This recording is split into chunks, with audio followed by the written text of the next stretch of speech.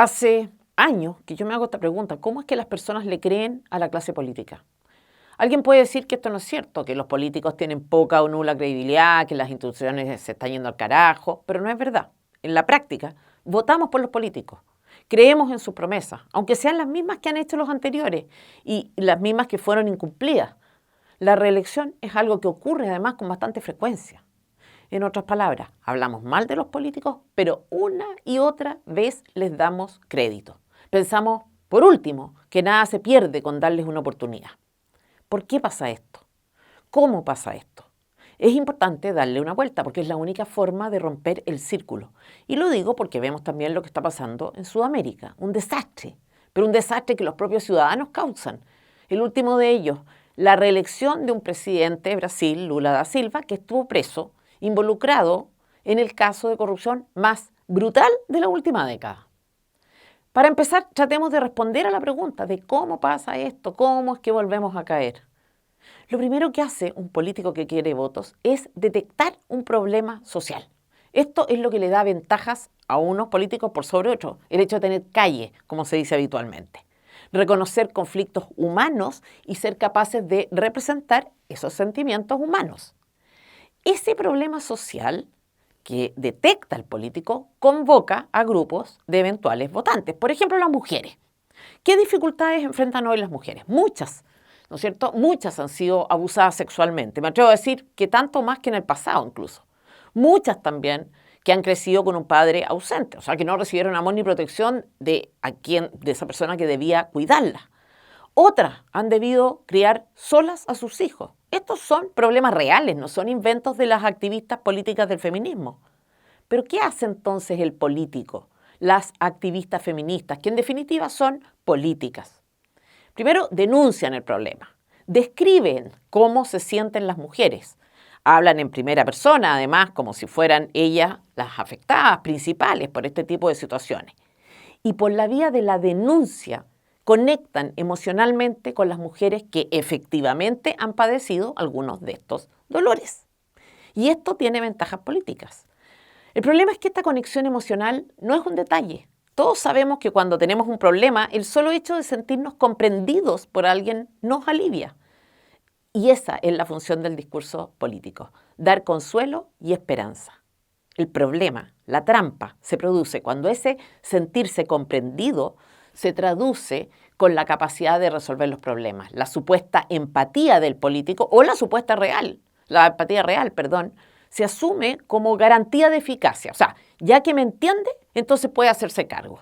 Y esto no es así. De hecho, Piñera tiene más capacidad ejecutiva que Boric, pero Boric es más talentoso a nivel de discurso al menos. El problema es que cuando el político logra resultados en esta etapa, en el discurso, tiene prácticamente ganada la elección. O sea, podemos tener un chanta en el poder y empiezan entonces las críticas de los propios votantes. Pero resulta que fuimos nosotros quienes lo elegimos. En el fondo, el político usa las necesidades o el dolor de las personas para acceder a cargos. Y eso es lo que debiéramos pensar cada vez que los vemos ponerse en el lugar de otros o victimizar a otros.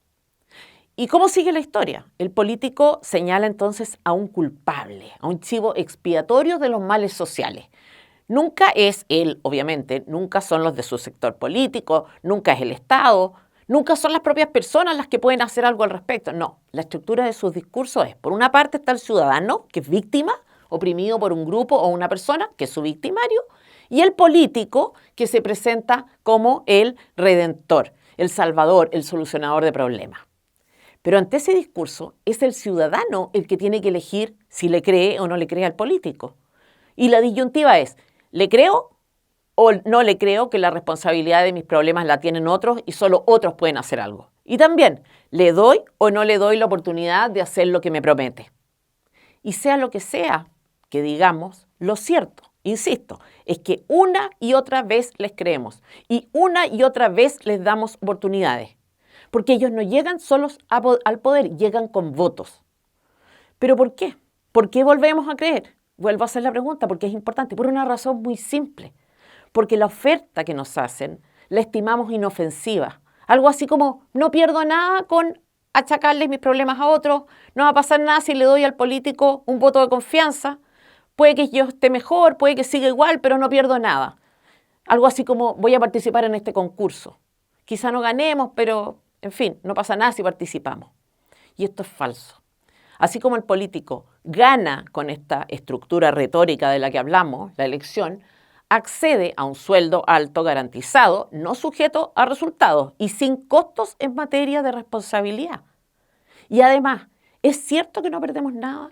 ¿Es cierto que nada va a cambiar en nuestra vida si pensamos que todo lo malo que nos pasa viene de otros o que eligiendo a tal o cual candidato, a lo sumo, sufrimos una decepción más?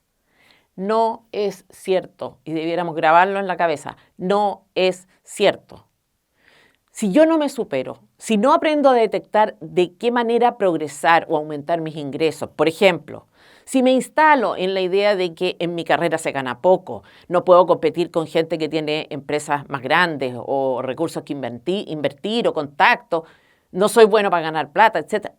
Hay una sola cosa segura, no vamos a ser capaces de progresar, ni siquiera un poco, incluso aunque los obstáculos que yo veo sean reales.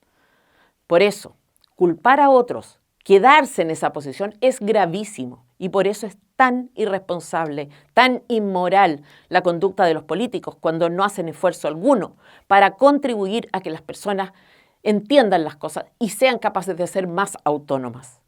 Pero hay más. Cuando llega al poder, el político sigue necesitando recursos para poder perpetuarse. ¿Cómo lo hace? Usa todos los fondos públicos posibles para asegurar lealtades. La tarea política debiera ser una especie de permanente acto de campaña. Favorece a sus amigos, a grupos de interés que en procesos de elecciones van a contribuir a su causa porque tienen intereses comprometidos. Les da cargos públicos, financia ONGs que se transforman en una caja pagadora de favores.